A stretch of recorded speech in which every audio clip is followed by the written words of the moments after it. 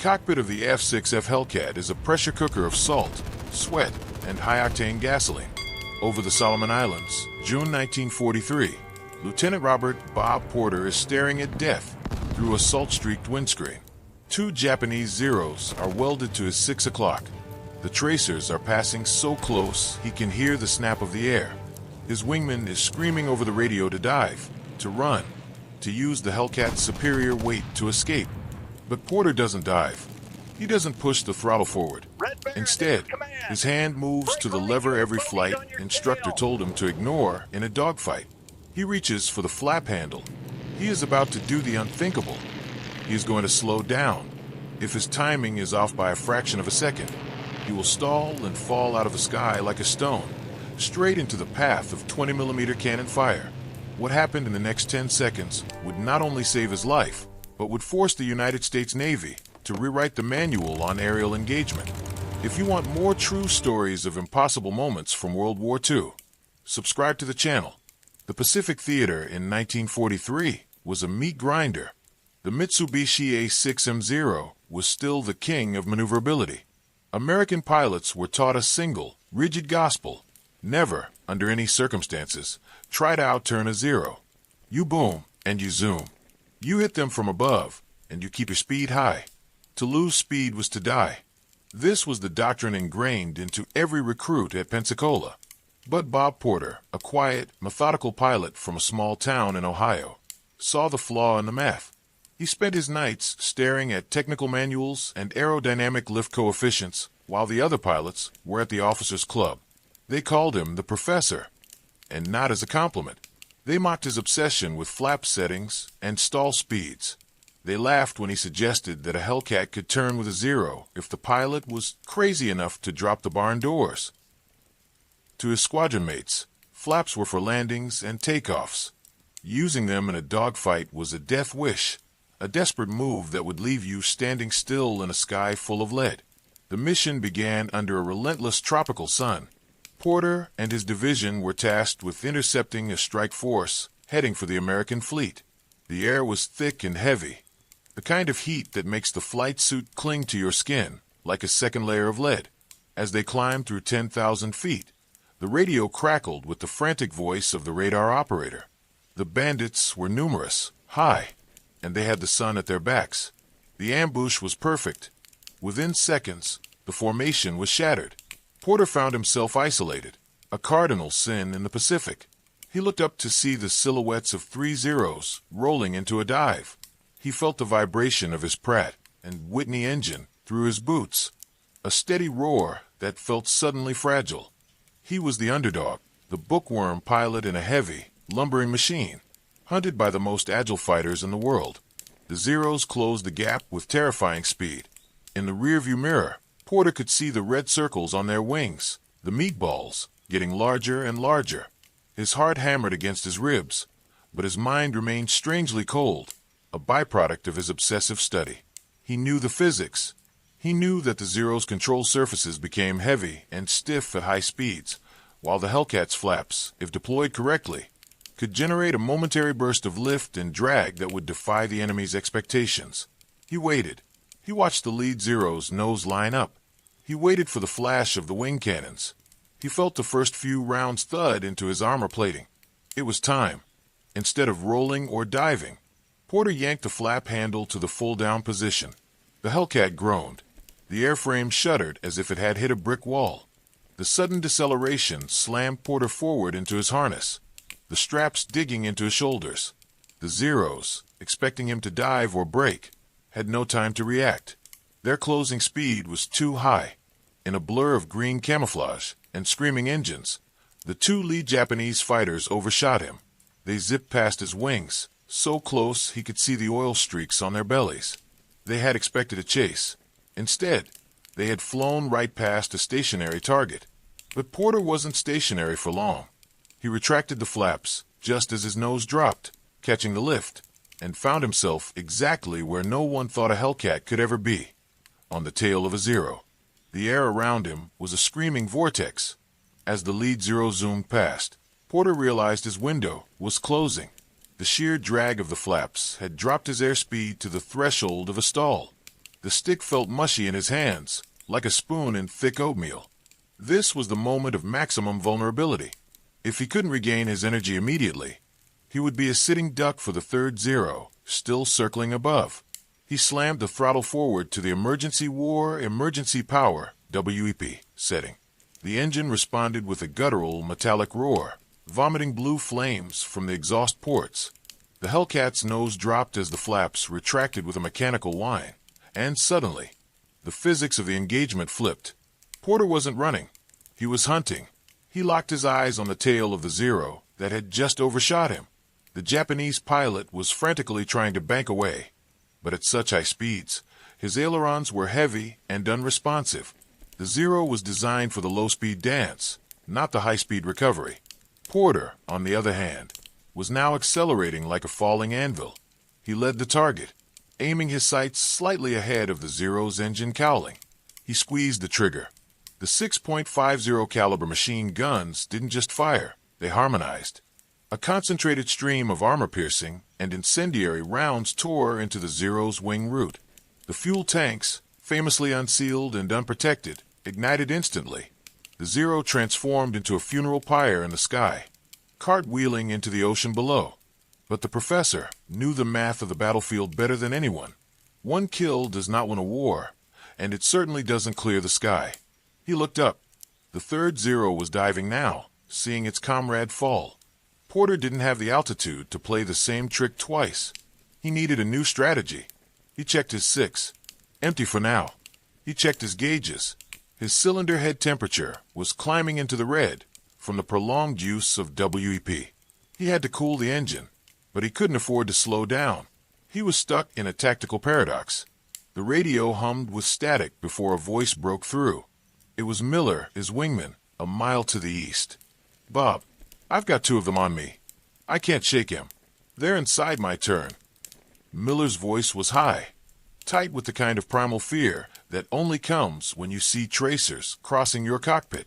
Porter looked toward the horizon. Two specks were orbiting a lone Hellcat.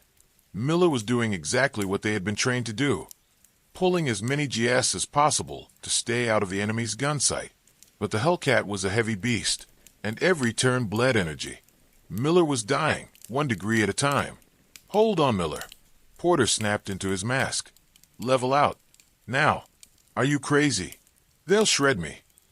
Miller screamed back. "Level out and drop your flaps to 10 degrees. Do it now, or you're a dead man." Porter pushed his stick forward, diving to intercept. He was trading his hard-earned altitude for raw, unadulterated speed. He was a silver bullet aiming for the heart of the melee. As he closed the distance, he saw the Zeros banking for the final kill. They were confident. They had the American in a classic rat race, and the ending was always the same. But then Miller did it. He leveled his wings and dropped his flaps. The sudden increase in lift and drag made his Hellcat lurch upward and slow down simultaneously. The Zeros, mid-turn and committed to a specific lead angle, suddenly found their target moving much slower than their sights predicted. They overshot. Porter arrived at that exact moment. He came in from the side, a high side, pass that utilized every ounce of momentum he had gathered in his dive. He didn't have time for a prolonged dogfight. He lined up the trailing Zero and fired a short, 3-second burst. The heavy slugs chewed through the Zero's fuselage, severing the tail. The plane simply broke in half. The lead Zero, seeing his wingman disappear, broke into a frantic dive toward the cloud deck below. Porter didn't follow. He couldn't. He looked at his own wings. The stress of the high-speed flap deployment had caused the metal skin to buckle. The rivets were straining against the aluminum. His Hellcat was wounded, held together by nothing but Grumman engineering and sheer luck. He pulled up alongside Miller. The two planes, battered and smoking, looked like ghosts in the hazy Pacific light. "Did you see that, Bob?" Miller's voice was lower now, trembling with a mix of shock and awe. They just flew right past me. It was like they hit a wall." "That wasn't a wall, Miller," Porter replied, his eyes scanning the horizon for more threats. "That was just physics. They didn't think we knew how to use our own wings." The flight back to the carrier was a silent ordeal. Every vibration of the engine felt like it might be the last. The hydraulic pressure was fluctuating wildly.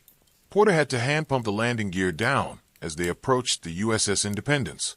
The deck crews watched in stunned silence as the two professor-style fighters limped into the landing pattern. Porter's landing was a violent affair, a bounce, a screech of tires, and then the blessed jerk of the arrestor wire. When he climbed out of the cockpit, his flight suit was soaked through with sweat. He smelled of oil, burnt powder, and adrenaline. The squadron commander was waiting for him on the deck. He didn't say a word. He just looked at the buckled wings and the bullet holes in the flaps. He looked at Miller, who was walking toward Porter with a look of absolute reverence. The debriefing lasted 4 hours. Porter didn't talk about bravery. He didn't talk about getting the Huns or the glory of the kill. He took a piece of chalk and covered the blackboard with diagrams. He showed them the lift-to-drag ratio during a combat speed flap deployment.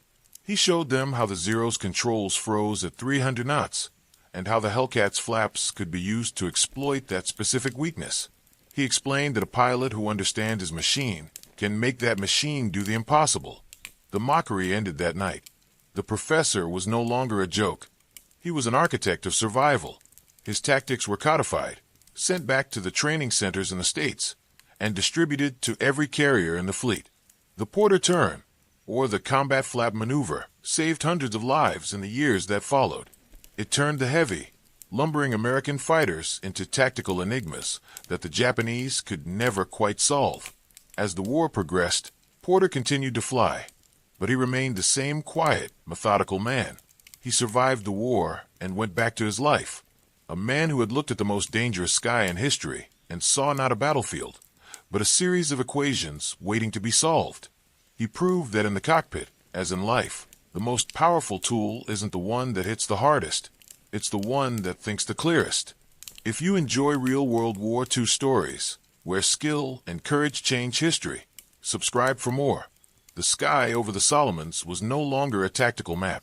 It was a swirling vortex of fire and screaming metal. As the two Zeros streaked past Porter's nose, their pilots must have felt a momentary surge of pure, crystalline confusion. In the world of high-speed dogfighting, planes do not simply stop. But Porter's Hellcat had defied the laws of the pursuit curve. By dropping his barn doors, he had traded his kinetic energy for a radical change in geometry. Now, the hunter had become the prey. Porter jammed the throttle forward, the fuel injectors screaming as the engine roared back to life. He kicked the rudder, swinging the heavy nose of the Grumman around. The lead Zero was trying to bank away, the pilot pulling a desperate, high-G turn, but Porter was already there. He squeezed the trigger. The 6.50 caliber machine guns in the Hellcat's wings erupted, a concentrated stream of lead tearing through the Zero's unarmored fuel tanks. The Zero didn't just catch fire, it disintegrated. The magnesium flares of the tracers found the volatile fuel lines, and the aircraft vanished in a fireball that momentarily blinded Porter.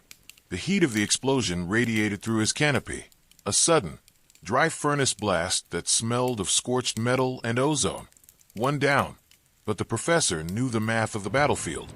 One kill in a swarm of 20 is a statistical outlier. He needed to find his wingman. Porter looked to his left and saw a nightmare. Miller, his wingman, the same man who had laughed the loudest at Porter's flap theories, was trapped in a vertical spiral, 3 Zeros orbiting him like sharks around a bleeding whale. Miller was breaking the golden rule of the Pacific. He was trying to outclimb the lighter Japanese fighters. He was losing energy, his heavy Hellcat shuddering on the verge of a high-side stall. Porter could hear Miller's breathing over the radio, ragged, panicked, the sound of a man who knew he was seconds away from a funeral in the clouds. "Bob, I'm hit. My oil pressure is dropping." Miller's voice was high-pitched, almost a whisper. The trailing Zero had finally latched onto his 6, and Miller's engine was trailing a thin ribbon of black smoke. They were low now, less than 500 feet above the water. Porter didn't hesitate. He pushed his stick forward until the Pacific filled his windscreen, a shimmering sheet of blue glass. He needed speed, but more importantly, he needed to position himself at the base of their circle. He was a predator moving into the tall grass. He ignored the red line on his tachometer. He ignored the vibration that was rattling the rivets out of the instrument panel. He had to prove that his maneuver wasn't a fluke. He had to show that the professor knew exactly what he was doing. As he closed the distance, the Zeros saw him coming. They split their formation, a classic pincer move. One stayed on Miller's tail, while the other two looped upward to come down on Porter's head. The adrenaline was a cold fire in Porter's veins now. He watched the altimeter spinning downward. He was losing height, losing options. Most pilots would have panicked, trying to climb to regain the advantage, but Porter knew the math. Climbing would only bleed his speed and make him a sitting duck for the Zeros above. Instead, he leveled out at dangerously low altitude, skimming the whitecaps.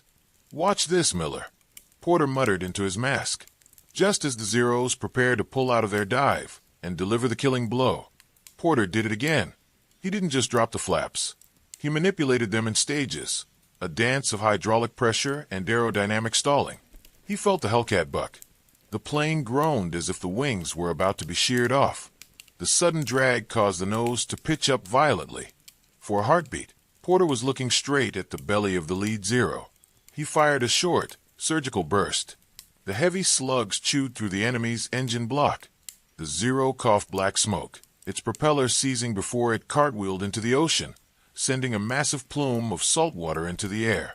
The second Zero pilot, witnessing his wingman's sudden demise, hesitated. That hesitation was his death warrant. Porter retracted his flaps, used the remaining momentum to roll the Hellcat onto its side, and slid into a perfect firing position. The air was thick with the scent of cordite and salt. He didn't miss. The third Zero erupted in a spray of magnesium and aluminum. In the span of less than 2 minutes, the man they had mocked for his bookish approach to flight had turned a 3-to-1 disadvantage into a graveyard of enemy aircraft. The tactical brilliance of the maneuver lay in its counterintuitive nature. In 1943, aerial combat was based on energy maneuverability. To slow down was to surrender. But Porter realized that the Hellcat possessed a structural durability the Zero lacked. The Zero's control surfaces became frozen at high speeds due to the sheer pressure of the wind. By dropping his flaps, Porter forced the engagement into a speed bracket where the Hellcat was still responsive, but the Zero was overshooting like a car on black ice. It was a brake check at 500 miles per hour. Back at the carrier, the atmosphere was funereal. The squadron commanders were already preparing the missing in action reports. They had seen the swarm on the radar. Then, a speck appeared on the horizon. Porter and Miller brought their battered Hellcats onto the deck. When Porter stepped out, he saw Miller walking toward him. The younger pilot didn't say anything at first. He just looked at the jagged holes in Porter's flaps. Holes made by the very air pressure Porter had weaponized. "They don't teach that in the manuals, Bob," Miller finally said. "They should." That night in the ready room, the professor didn't celebrate. He took a piece of chalk and covered the blackboard with diagrams. He explained that the Hellcat wasn't just a heavy hammer. It was a tool that could be finessed if you understood the physics of the air. He showed them that by slowing down, you could force a faster enemy to lose his only advantage. The combat flap maneuver began to spread through the fleet like wildfire. Within months, it was codified into the Navy's official fighter doctrine notes. Porter's legacy wasn't just in the planes he shot down, but in the men who came home because of his madness. He proved that in the heat of battle, brute force is often outmatched by a calm mind. Courage is the fuel, but intelligence is the spark. He returned to a quiet life after the war, never seeking the spotlight. A man who had looked at the most dangerous sky in history and saw not a battlefield, but a series of equations waiting to be solved. History remembers the aces who flew with reckless abandon, but it owes a debt to the professor who dared to think while the world was burning. He broke the formation, he broke the rules, and in doing so, he saved the lives of an entire generation of naval aviators. If you enjoy real World War II stories, where skill and courage change history, subscribe for more. What would you do if the only way to survive was to do exactly what you were told would kill you? Would you like me to develop a script on the WWII, or perhaps the secret tactics of the Flying Tigers next?